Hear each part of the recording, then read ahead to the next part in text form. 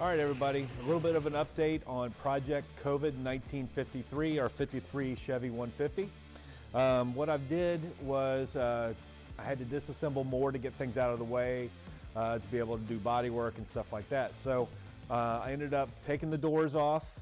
Fenders were already off. I took the doors off as an assembly, got the trunk off, and then pulled back what was left of any carpet that was in there, and the trunk carpet as well. There was carpet in the trunk and a rubber mat both.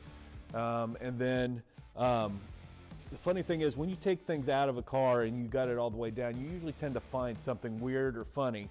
I did find a very poor piece of bodywork weld job on the A-pillar at the very bottom, which I'll have to address. But also found that whoever built the car back in the 90s, it looks like, their adhesive of choice for the carpet and stuff like that looked like liquid nail, which, okay, but it's a pain in the butt to get off. Did that. I also found a couple other things. This car had neon lights under it, so it had, in the old neon lights, not LEDs, neon. So it had a light bar on the left and on the right under the rockers, and one back by the rear bumper underneath the car. So the one on the right was damaged. The left one was still good, and so was the rear. So I don't know what I'll ever do with them, but they're kind of cool. You light them up, hold them, they kind of look like a lightsaber.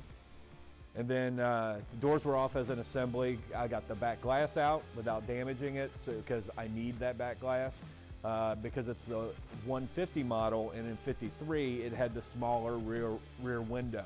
Did not wrap around, so they're not easy to find. So you can find the windshields, the side glass and all that, but that back glass, you can find it, but it's not cheap.